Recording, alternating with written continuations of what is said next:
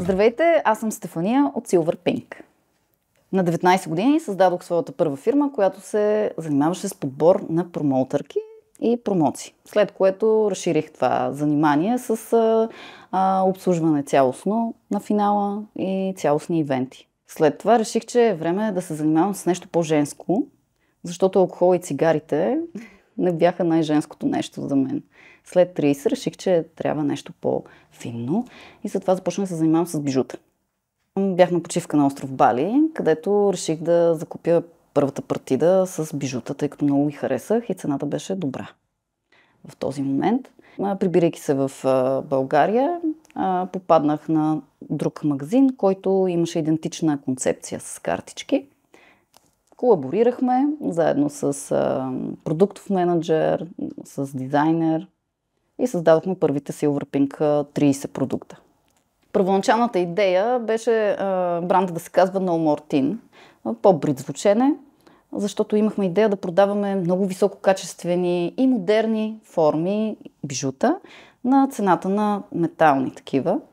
Така че всеки да може, всеки месец или през някакъв период от време да си позволява да си купи нови модели бижута.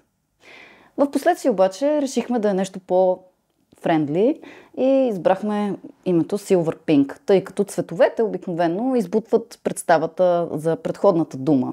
И така в съзнанието остава Silver. Как подбирам и избирам следващите колекции е най-трудният момент, защото в света съществуват прекрасни, огромни фабрики, които бълват модели. Обикновено бюджета или колекциите, които ние можем да направим тук, са 3 по 30 модела. И това е една страхотна селекция. Т.е. трябва да остане една фабрика с 30 модела, от която да купим. Тоест, гледаме много неща, купуваме на финала 30 до 90 продукта. При преходната ми работа работех с над 200 човека, които бяха разнородни. Сега сме малък екип, предимно от семейството ми и се чувстваме много добре. Всички ме съветваха, че не е добре да работиш с семейството си, защото има много спорове, които не могат да се решават. Мога да кажа, че един малък семейен бизнес в България е едно страхотно решение. За съжаление не съм имала опит. Преди да започна, преди 7-8 години, никой нямаше опит. Бяхме хора, които се занимавахме с бизнес, бяхме в една група, която се казваше Mastermind. Там обсъждахме създаване на онлайн бизнеси и от тук там информацията, която успявахме да достигнем, плюс дадена платформа, успяхме да създадем по един продукт.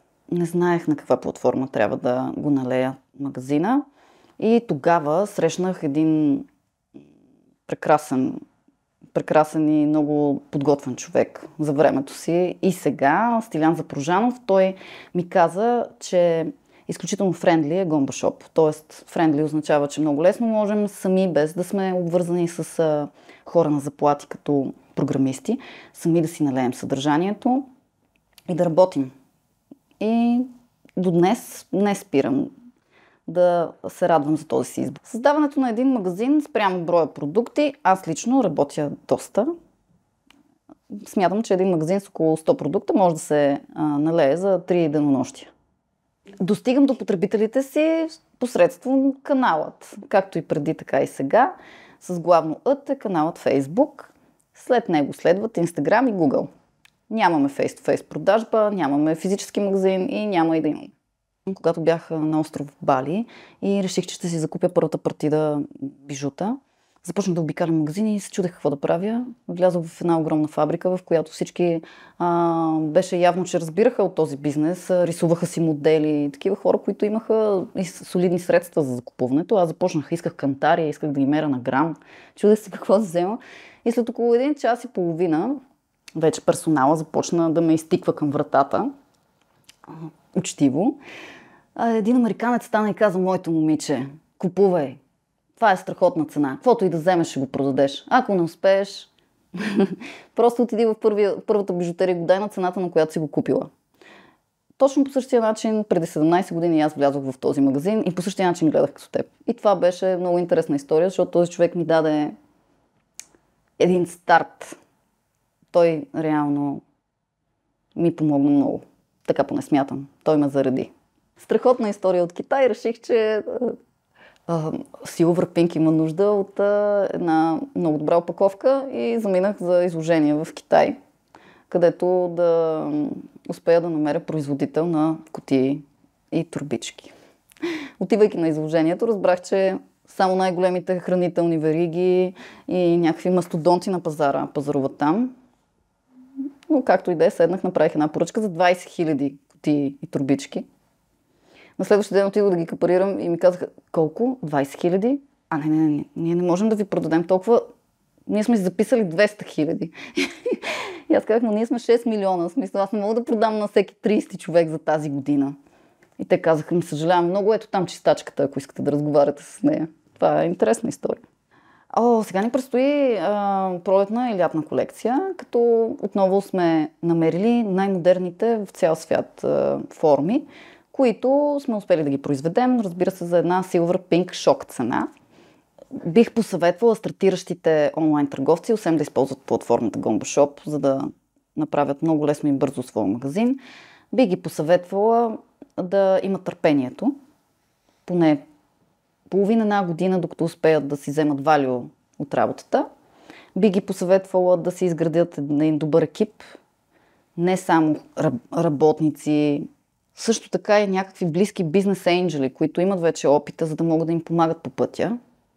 Добър счетоводител, много важно също.